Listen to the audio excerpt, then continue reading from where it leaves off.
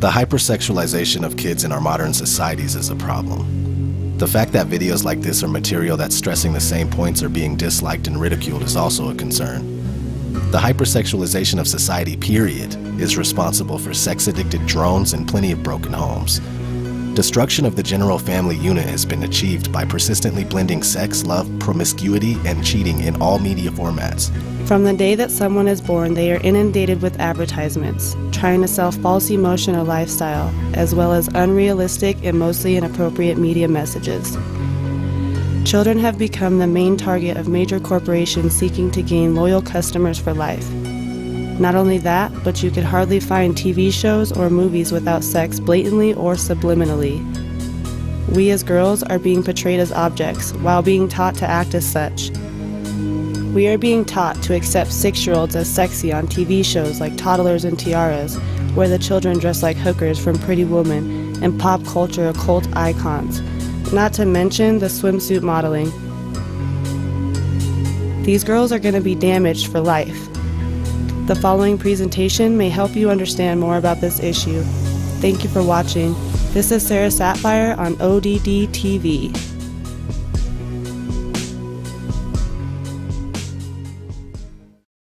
I'll tell you what's the worst part about television is the programming, the philosophy, okay? I mean, the manipulating of your mind, the philosophy, the mentality, the system of thinking, the ideology. That's what's wrong with television. That's what's wrong with movies. That's where they're really getting in your head. Take, for example, Walt Disney, right? And many people that will preach against the TV, they'll preach against the movies, they'll preach against Hollywood because it's obvious that stuff is bad. But then they'll say, well, we watch Disney movies. And I've been to the home of preachers and Christians who would never watch TV or the movies, but yet they have the whole library of the Walt Disney movies. You know those white plastic cases? And they have them all lined up. And I mean, they have tons of them lined up, scores. I don't know how many there are, but there's hundreds of them. They have them lined up and lined up, and they have their kids watching those movies all day long. I'm going to tell you, I'm going to prove to you right now that those movies are wicked. What? Disney movies? Come on, you're crazy. They're rated G. Well, let's see. First of all, did you know this? Did you know that Disney movies are filled with subliminal messages? Subliminal messages. Now, what are we talking about tonight? Sorcery. What are we talking about tonight? Getting inside your mind and messing with you. Controlling your thought process by supernatural means or demonic means. Or hey, I'm going to tell you something. Disney movies are filled with subliminal messages. And you say, oh, that's a hoax. I've seen it with my own eyes. When I was a teenager, I had a friend of mine sit me down at his house and show me the subliminal messages in the Disney movies. They're filled with subliminal messages. Let me give you some examples. The Lion King, filled with subliminal messages. Okay, all throughout the movie, there are pornographic pictures hidden in the movie. Like you'll be watching the movie, and just for a few seconds, something filthy will come on. Like off to the side, there will be some kind of a, reproductive anatomy will pop up, over here. And then over here, there's this one point where the lion, he kind of goes like this. And a cloud of dust comes up and just spells the word sex. And the word sex is put in the Lion King movie subliminally, literally hundreds of times. Hundreds of times. The shapes on the screen will spell the word. And I've seen it. I mean, I had my friend sit me down at his house and pausing the movie, showing me the word SEX popping up on the screen at different times because he knew where they were. And he would show me these things. Another one, and they all are filled with it. Aladdin is another one. In the movie. Thanks for sticking up for girls on International Day of the Girl. What's the message? The message is to support girls. We need to give girls to concentrate on what's on the inside and not what's on the outside. You're a bright woman and you've succeeded. It's not because of what you look like, it's because of your brain, it's because of your skills, it's how you've developed.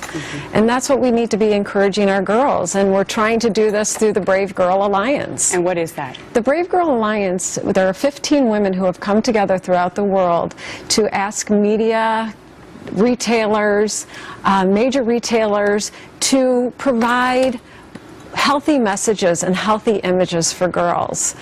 It's not about being angry, it's about being equal. And let's stop sexualizing our young girls, because it's not right. There's nothing about it that's right. I know, you know, The standards back then were actually a little bit healthier, and now today we've got size 0, but I was actually told not to speak on jobs. Don't let people know I was intelligent, and that led me to understand that people would like you to play like you're a vacuous, empty, mindless person, and that's a negative image and message to be giving young girls in the first place, and to exploit girls to the point now where we're sexualizing children.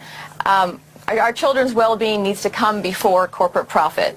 The advertisers and media in general are setting the bar very low for society, and this is the lowest it's gone. And we need to say, no, not on our watch. This can't happen anymore. And I know I speak for many parents and many educators across the nation that these images just, we don't get to debate whether or not they're okay, acceptable, inappropriate.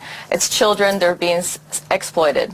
I think that girls sometimes feel like they get their value out of being looked at as a sexual being, and they think the only way to do that is by being noticed for cleavage, for shortness of skirt, shorts, whatever. Teen girls specifically turn to young celebrities as role models for how they want to look. Young children without proper guidance don't understand the difference between dressing appropriately like Hannah Montana and being cute, and dressing like Miley Cyrus, which is a little bit less cute and more sexual. When you like their music, you'll tend to like follow them on social media, and you'll see what they're wearing. And like some unconscious part of you will think, oh, they're popular and I want to be popular, so I'll try to act more like them. Despite the pressure, some young girls, like Campbell Hamai, choose to dress more modestly. You usually have a standard that says shoulders to knees, no one touches, no one sees. However, since modest clothing for teenage girls is hard to come by, Campbell sometimes has difficulty maintaining her standards. All the time whenever I'm shopping, I have to think about, okay, what can I add to this shirt to make it more modest? Like, if I think a tank top is cute, I have to think, do I want to put a jacket over it, or do I want to wear something underneath it? We are talking about the sexualization of little girls in today's world. Now, here's a doll from Mattel. I believe this one is Claudine the Wolf. Nice, huh? You can see there's a midriff thing here, and there's like a thong. It's awesome for little girls. She's, by the way, her message is on, I guess, on the box is, my hair is worthy of a shampoo commercial, and my favorite activity is shopping and flirting with boys. That's wonderful. Really? Okay, and look at this one. This is Cleo Denial. The schedule on the back of her box includes readying herself for public adoration. Oh, look at that. She has time for her mani-pedi. Stylist comes in at 2 o'clock. I'm readying myself for public adoration. I'm just saying. I'm not so sure that's the stuff I'd be purchasing for my children.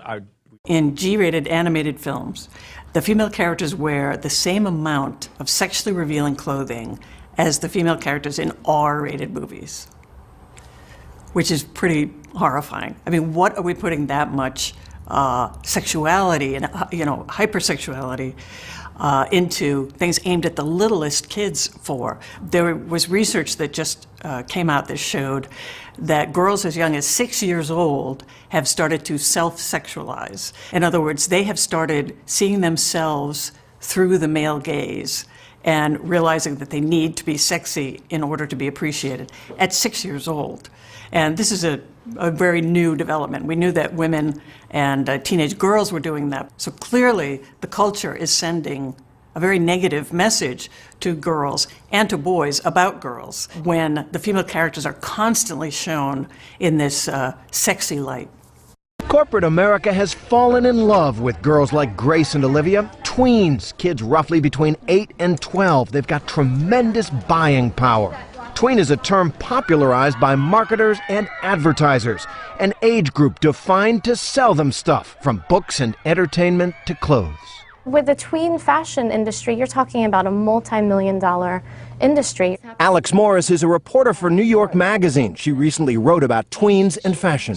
You're talking about an age group that is sort of in a sweet spot, because these kids for the first time have access to their own money. 8 to 12-year-olds now have $43 billion in spending power in the U.S. every year, and sex sells in America, so corporations targeting all that teen and even tween money are selling sex to them. Critics even have a term for it: corporate pedophilia.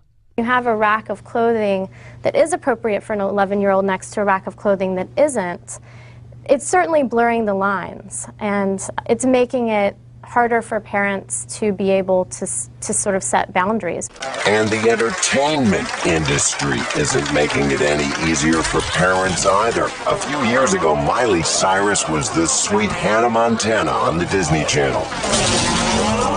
Now she's in black leather hot pants. She's 17.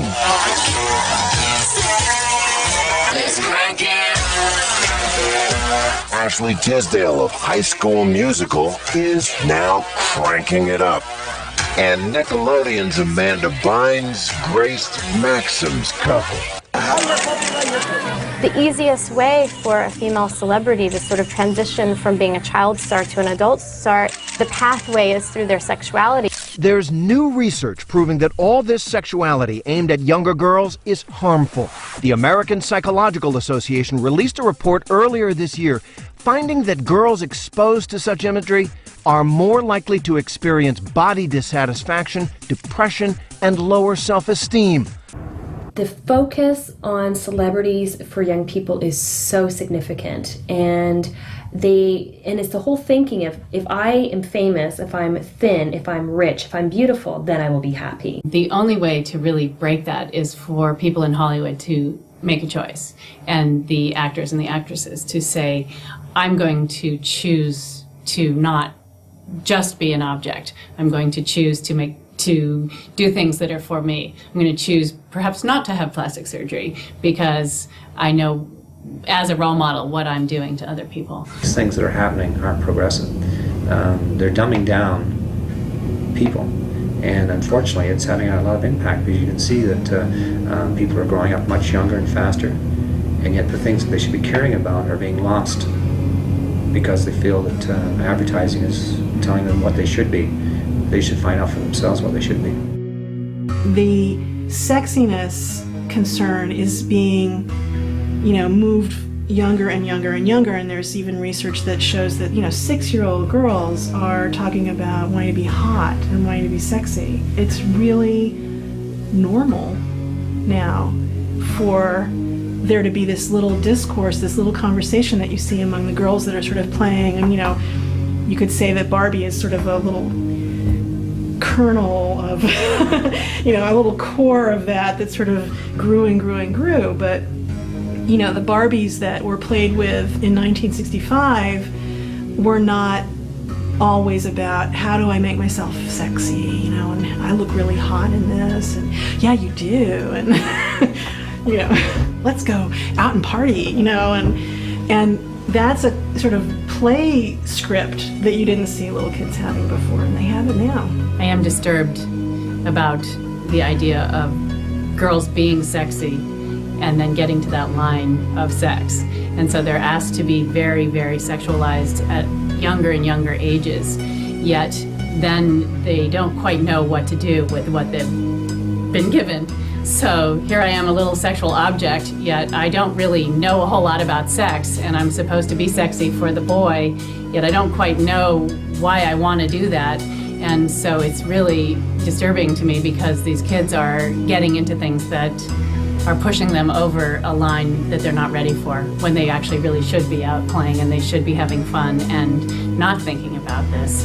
But our world is pushing them into being sexual objects at younger and younger ages.